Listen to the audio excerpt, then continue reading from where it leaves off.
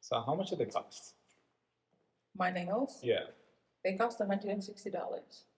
And how often do you get them changed? I get them changed every 2 months. Oh, that's a lot less frequent than before. Yeah. You used to do it, was it every week? Yep. Every 2 weeks. Every 2 Yeah, weeks? because it was like acrylic nails. So I found this lovely lady on Instagram. Actually, her ad came up, and I was like, "Oh my goodness! I feel like she can do my nails." So I went to her November of last year before Thanksgiving, right before I had to like get on my flight. I told her, "Oh my goodness, can you do my nails for Thanksgiving?" She's like, "Yeah," and it was like this brown set, and I was like, "If she can execute this set, I'm gonna come to her every time." She nailed it, didn't she? Yep. She She knew took her it. time. I was like, "Girl, you're my new nail tech," because I go to the nail techs, and I like show them something, and they're like, "No, no, honey, we cannot do this." I'm like, "Damn, okay, maybe I'm just gonna get like a classic French tip," and I hate doing that because I feel like, I feel like I put art on my nails because I feel like it gives me like a confident boost. I've done coffins, I've done squares, but these these are my favorite set by far. I would have to agree. I read it, and goes what you were today too. Thank you. Like it just color matching all the way. It's beautiful. It's Yeah. perfect. Yeah, I have another one that she's gonna do for the Kendrick Lamar concert. Yeah, and I have that one like inspired by LA. So like I took like different pictures and like try to put them together to like make the art for my nails. Okay, this I have got to see. Yeah, because I have a hair inspo for it and my fit for it already. I just have to go do my nails and my hair.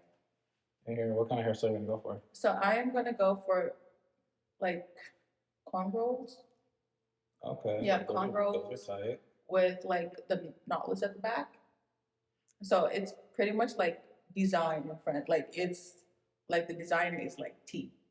So when I go to an artist concert, I try to match my aesthetic for the concert to the artist. Oh, so what did you do for Paraguay? Hmm? For Tyler Perry? I didn't go to that one. I thought you were. I didn't go. Helen did. Oh, she did? Yeah, she did. I didn't go because I was busy. Uh, Yeah. When I went to the Beyonce one, everyone wore silver. I wore denim. Nice. Yeah, so I wore all denim with blonde hair and gold chrome heart nails and a silver fan. So like that was my fit for the Beyonce concert. Man, see what I'm talking about? Like someone that just outdoes me in all the fits. Yeah. Like I cannot compete. Like this is the best that I can do today. Black Panther inspired. It's pretty. Thank you. I like it. Well, there was a reason why I chose this one because, well, your hair is primarily an afro as of right now. Since I would say it was like October when you went for fro. It was amazing. But yeah, like in the 1960s, during the civil rights movement, that is when we started to see a resurgence of the afro because they're saying, you know what, we're not going to try to make our hair look like everyone else's anymore. We're going to go back to natural. And then like the resurgence of the pig came back as well with the fist and peace sign on it. And of course, when civil rights leaders come out, there's like a whole group. Hence the Black Panther fit. And why I can't see anything right now, these are really, really dark sunglasses.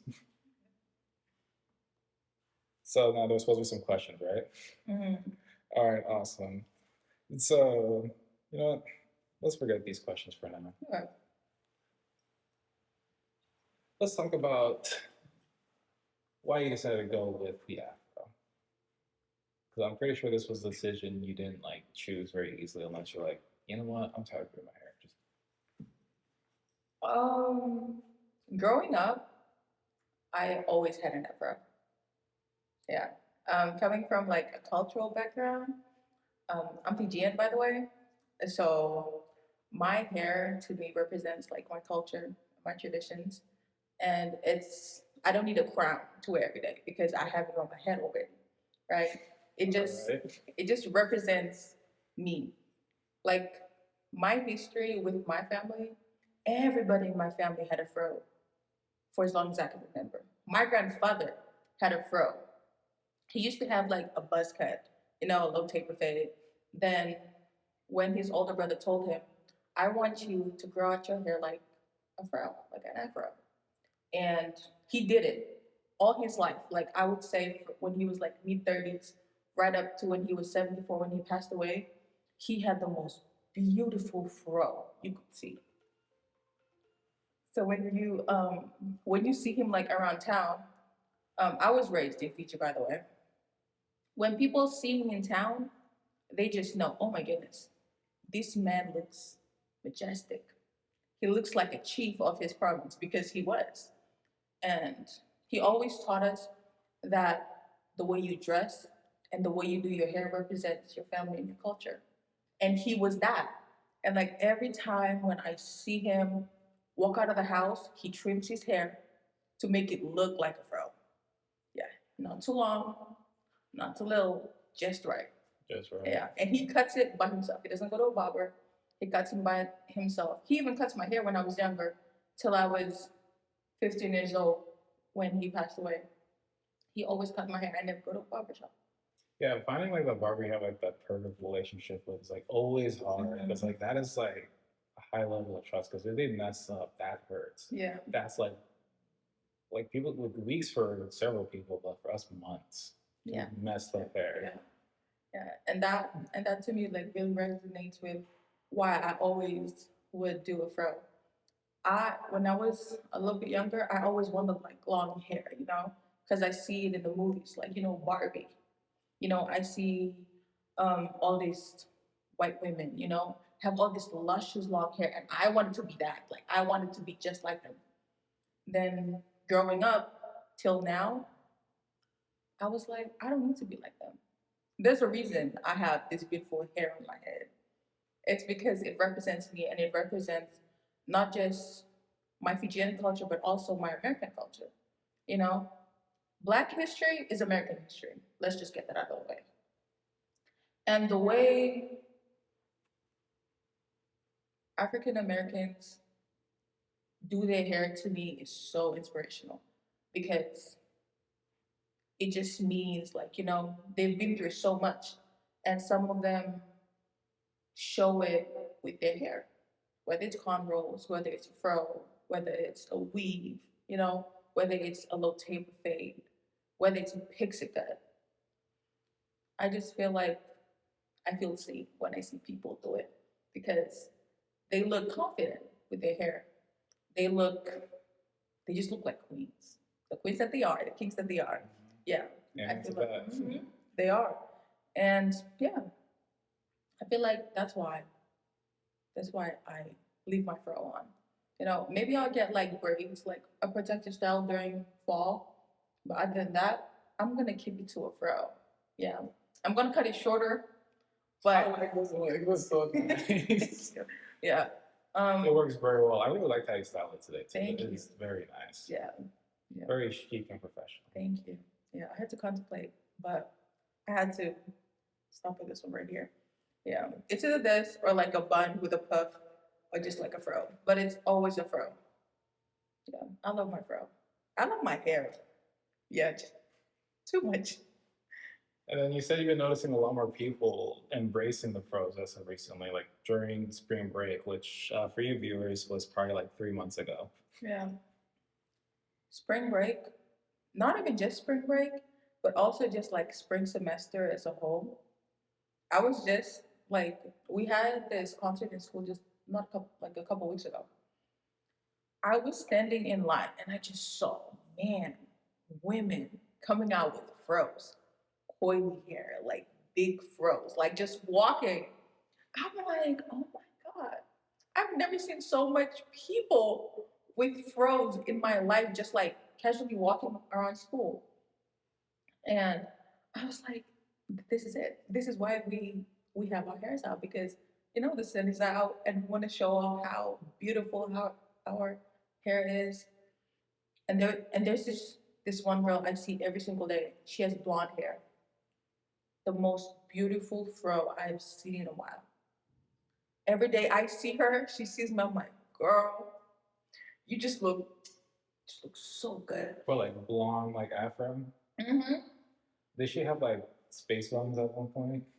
I don't know about Space Bun, but I just see her in Frozen every time. You know, after this, I'm gonna show you a picture. Okay. I think I might know the person you're talking about. She was just so pretty. Like I see her every day, and I'm like, girl, every day I see you, I just want to tell you, like, you're a beautiful queen. Don't even do nothing to your hair. Like, keep it that way. You just look so good. You light up every room you walk into because of your fro. She's like, oh, you too. I was like, nah, girl, your fro is just beautiful. Yeah, and like I don't think I've seen her in like space buns or anything else, but just like her fro. She looks beautiful. Yeah. I didn't see her today, but I'm gonna see her next week again, and I'm gonna keep telling her. Yeah, to me, it just does something to me. It's just chef's kiss when you see people with their furs out. I don't know what it is. Maybe it's like their confidence boost, but it's their crowns because they're all kings and queens. Like I said, yeah. I forgot my next question. Okay, my next question was kind of circling back to something you mentioned earlier. How back then, when you were a kid, you always wanted to look like people on TV, which was also pretty funny because that's how, you know, in the 1940s, 50s, trying to segregation, that's how they were trying to style their hair more like the white people once they see the dominant population in their country. Uh, how did that make you feel? Like, why would you try to blend in, hide with the crowd? Is it to feel like you fit in with the crowd? Yes, that's it. Try to fit in with the crowd because sometimes people get bullied for how their hair is. If it's like very nappy, very coily. People like tell them, "Oh, that looks ugly. That's not professional." You come to work in a silk press or something to make you fit in with the company's image or the school's image that they have, in their head. And I feel like that's how I felt when I was younger. Yeah.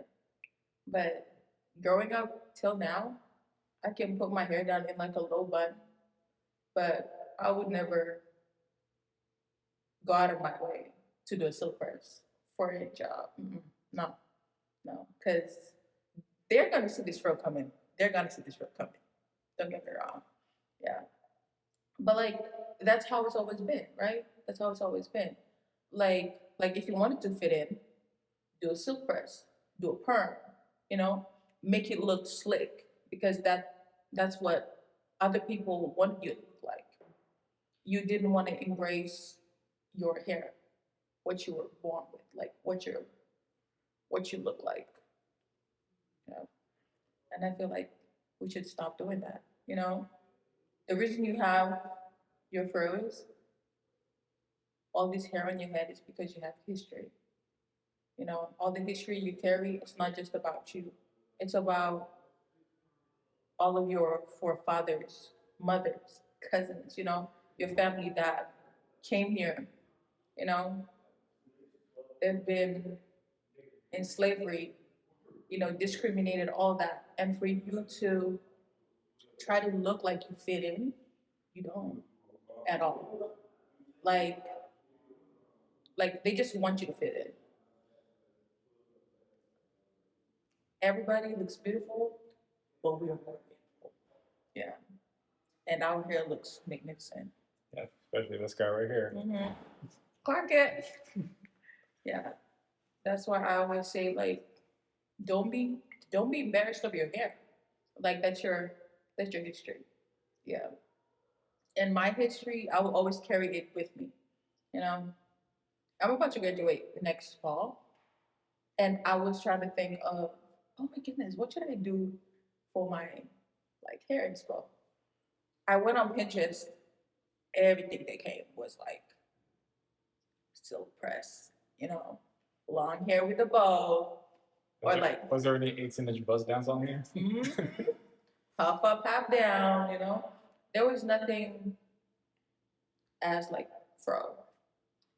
And like I was talking to my sisters about it. I was like, I want to do something beautiful for my hair. And they're like, beautiful for your hair?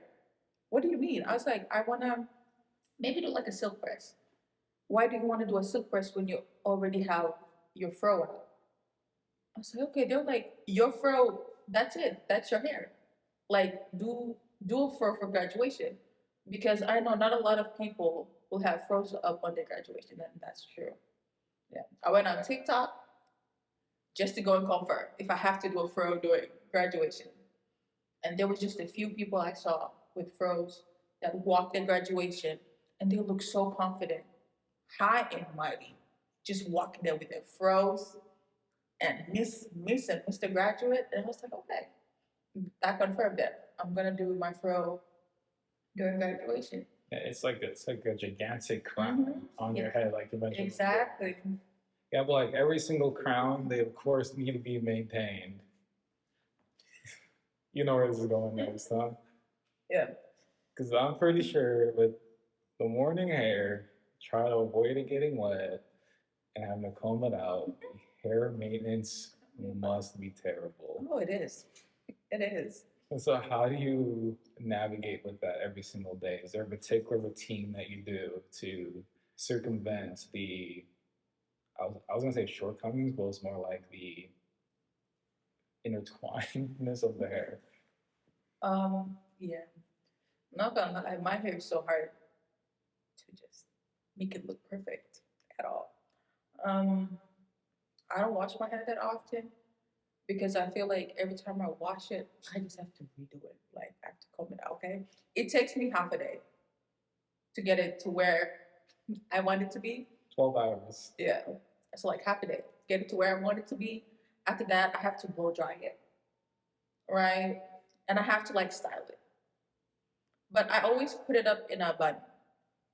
So like when I was younger, my grandfather, my mom, my aunties, my grandma always had like this little like tie, like this little tie where they put their froze up in like a tie, in like a bun, like a space bun, and they would wrap it up and go to bed. You know, and I see them every morning. They wake up, like nothing. Like it just looks so perfect in the morning. I'm like, how does your hair look like that? And my hair look like I just came back from wrestling like the whole night with like demons or something. And they're like, because we have this thing, like we put it up and we cover it and we go to bed. And when they wake up in the morning, they just like take it off, comb it out perfectly, and just go to work, go to school. I'm gonna need that. Yeah. I'm gonna need that. Like only like one of the reasons why I keep protective styles because like the maintenance is just so hard. It just really shrinks back every single time. It's hard. Yeah. And now I'm doing it with like bonnets. You know, I still have a straight thingy. You know, it's nothing special. Like I just cut like a piece of fabric from a t-shirt, literally a long one, and just tie it up. Like I just cannot with all this. And and when I came to America, I found out there was things called bonnets that you could wear on your hair. You know, to like make it. I was like, oh my god, like much easier, huh? like women, you know, women in STEMs. Yeah. And I'm like, and I called my aunties and I'm like, yo, y'all do something called bonnets? They're like, what the hell is that? Because they always put it up. They always have like a sulu. It's just like a cloth, like a silk cloth or just like a regular cloth, like cotton cloth, and just like tie their hair with and go to bed. I'm like, they have something here called bonnets, like, you know, to keep like their hair intact. They're like, oh, we still don't use that. But I'm going to be the person that introduces everyone to bonnets. I'll meet them at the end of the year. And I'm gonna buy everyone a bonnet.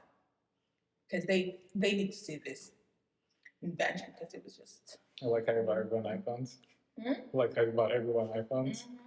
I still remember that. Yeah, you know, I love to upgrade my family. Yeah, my love language is gift giving. Yeah, the way I show my appreciation is through gift giving and act of service, but it's mostly gift giving. I give people meaningful gifts. You know, I love to listen. You know, every time you say something that you like, but after that, you just forget it. I take a mental note and I'll give it to you, and you'll be like, "Oh my God, when did you know this?" And I'll tell you the exact day and the exact time you told me this, and you'll be like, "What?" I was like, I listen. You got a computer brain, remembering everything. That's why I'm in accounting. You gotta be smart for that. Yeah. Okay, you're gonna give me a gift. What would you give me? Well, from like everything I've known about you, you like everything tech, you know. But looking at everything here, you've got everything tech. Maybe like an expensive lens or something like that. I know he'll like that, or maybe like you're doing a podcast, so maybe like there's something I just found out, like it's things you use for your podcast. It's like this little thingy that has all the buttons. Ooh. I know. I didn't know. A control board. Yeah, that. So maybe that, because it'll help you with the podcast. I also know that you love shoes.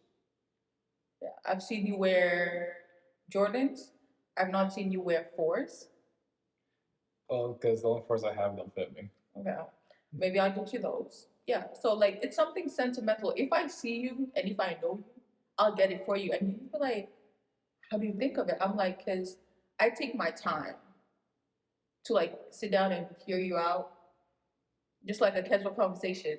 But you won't know that I'm just gonna like sneak it in there, like, so about the gift, and you'll be like, yeah, I like this, but it's just too expensive. I keep a mental note.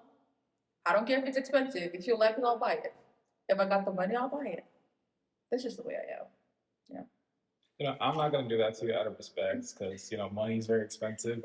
Yeah. And then I ask for very, very expensive things. I'm like, hey mom, there's this camera. And she's like, yeah, I'll buy your camera. I was like, you want to buy me a Sony FX3? Like, what's that? How much it cost? It's like $3,800. Yeah, that's a lot of money, but yeah, but I'm like, she's like, save up. I'm like, that's the plan. Yeah. So you must have some insane amount of savings. No, I don't. Like every other college student, we're broke. We're broke indeed. Yeah, we're broke. Yeah, but I have my ways to get your gift. Like if it's sentimental to you, I'd save up and get you what you want, but you won't know that I got it for you. Like if I get you a gift, sometimes I won't even write my name on it. I'll just give the gift. Like I don't want you to tell me thank you every single time you see me. Like I know I got you the gift. I got you the gift because I know you really need it or you really wanted it. But you don't have to return the favor. Oh, yeah. We love you, so return the favor. Mm-hmm. I love to see or just people, do the favor to begin with. Exactly. I love to see people around me, around my circle, happy. That's me. If I don't feel like I'm happy, that's between me and God. But everyone else in my group, in my bubble, I would want to see you guys happy. Yeah. Goes with family, goes with friends. Yeah. And my circle is pretty small. Like I just don't let anybody in. Yeah. It's very small, yeah, because that's how I am. Yeah. But when I get to know you and all that, I'll do something for you that you would appreciate. But that's just me. So you're just being here, it's enough of a gift for me. Oh, thanks. Honestly, that's all I need. That's all I need. Do you want to say anything for the viewers out there before we wrap up? Just anything on your mind or on your head or in your hair. Okay, firstly, let me talk to students, okay? I know we all go through tough times, as students, and it's hard to navigate through college. Maybe because you're like a first generation college student. I know it's hard because I am. Navigating college with no knowledge is really hard. Like I had to Google stuff up. I had to Google a lot of stuff up. And sometimes Google just pisses me off every time. Yeah, it does. Mm-hmm. Giving the wrong answers at the time. Exactly. And I know we as first generation college student or college student in general don't like to ask for help. That's something about us. Like, We think we got it all, but that's why research centers around campus is there for you. If you're struggling with food, scholarships, your career that you want to get into, resume, workshops, all that, it's all on campus. Like I'm a fourth year and I just like got all that last semester. And I'm like, damn. That was nice to know sooner, huh? Mm-hmm. Yeah. So, just breathe, do you. You will eventually graduate. One of my friends asked me today, Adi, how many times have you failed a class? And, and you haven't dropped out. I was like, I failed a class 3 times. Yeah, I have failed a class 3 times. I'm not ashamed to say it. I failed a class 3 times. But looking at where I am today and how I am today, I feel like it has taught me patience, If you fail, do it again. If you fail, do it again. If you fail, do it again. Okay? Okay? For my mentality, maybe it's something from your part or maybe your professor's part.